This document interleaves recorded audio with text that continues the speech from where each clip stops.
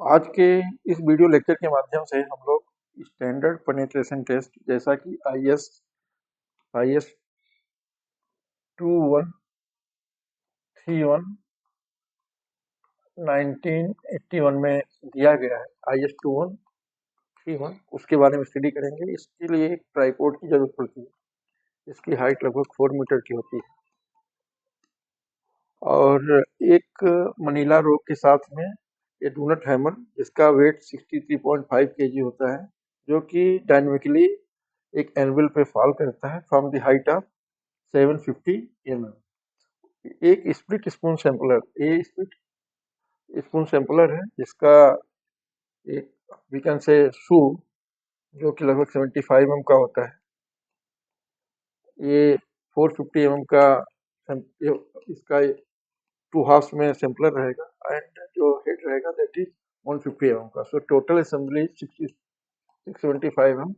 वो एक sounding rod के साथ में इसको इंटेंडेड डेप्थ, जिस डेप्थ पे स्पीटी करनी होती है उस डेप्थ पर लोअर किया जाता है और स्पीटी करने के लिए 100 से 150 mm का एक होल ड्रिल किया जाता है टू दैट डेप्थ और उसको सफाई कर लिया जाता है और अनडिस्टर्ब स्टार्टा पे हमको एसपीटी करना होता है, जो कि ये स्प्लिट स्पून सैंपलर है।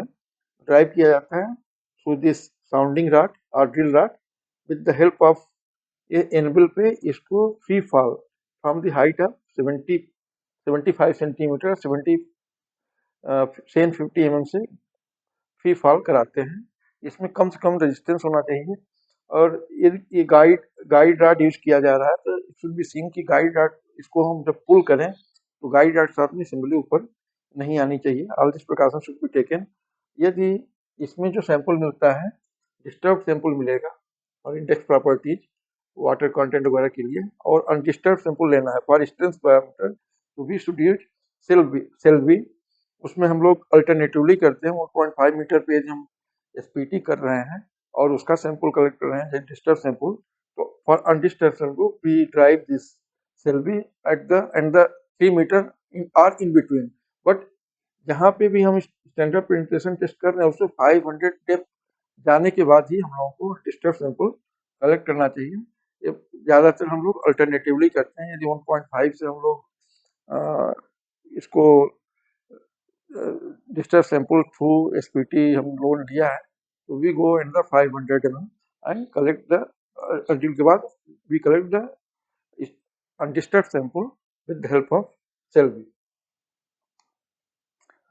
अब जो हमारा एक स्कीमेटिक डायग्राम है जिसमें हमारा ये स्प्लिट स्पून सैंपलर है जिसको हम लोगों को with the help of donut hammer 63.5 kg का जो होता है वो 750 mm से ड्राफ्ट किया जाता है। इसका पर्पज ये होता है कि जिस डेप्थ में हमको स्पीटी निकालनी है वहां से 450 mm हमको ड्राइव करना होता है। So first 150 mm is a sitting drive जो कि हम लोग काउंट नहीं करते हैं, जो अंदर 300 mm के लिए number of blows required to drive the standard spoon.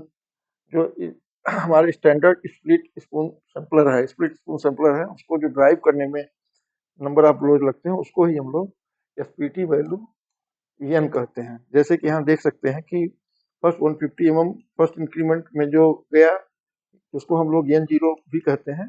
N0 से 4 ब्लो लिया तो हम लोग को ये N0 होगा, जो कि एसपीटी नंबर के लिए नहीं काउंट किया जाएगा। जो अनदर 150 mm N1 और जो उसके बाद में N2 15 mm के लिए, मीन्स टोटल 300 mm के लिए जितना नंबर ऑफ ब्लोज लगेगा 300 mm के लिए जितना नंबर ऑफ ब्लोज लगेगा उसको हम लोग एसपीटी वैल्यू कहते हैं।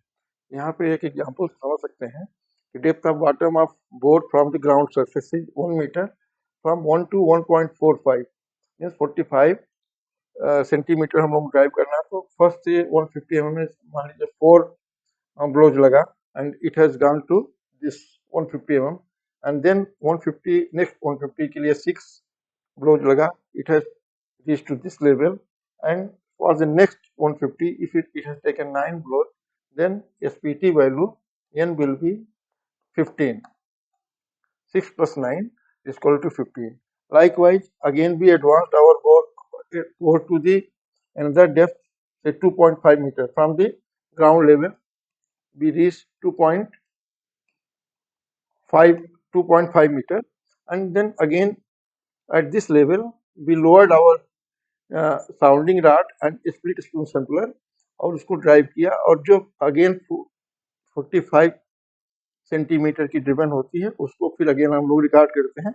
उसका अगला 150 mm से 6 ब्लोज लिया, एंड देन अगेन अंदर जो हम 150 mm गए उसके लिए से 9 एंड अंदर 10 लिया, तो this SPT value n will be 90। Likewise we keep on going to the depth of boring, जो कि हम लोग ISO 1892 से डिटरमाइन करते हैं, या डिजाइनर्स को देता है कि हमको डेप्थ ऑफ बोरिंग कितना जाना है। तो we keep on lowering our we keep on advancing the bore, then lower our sounding rod along with the split spoon sampler, जो SPT है, स्टैंडर्ड स्प्लिट स्पून सैंपलर है, और उस पर हम लोग number of blows 300 mm drive के लिए फर्स्ट 150 हम लोग सिटिंग ड्राइव को डिस्कार्ड कर देते हैं और 300 mm पे नोट कर लेते हैं। Likewise we keep advancing our standard penetration test to the desired depth.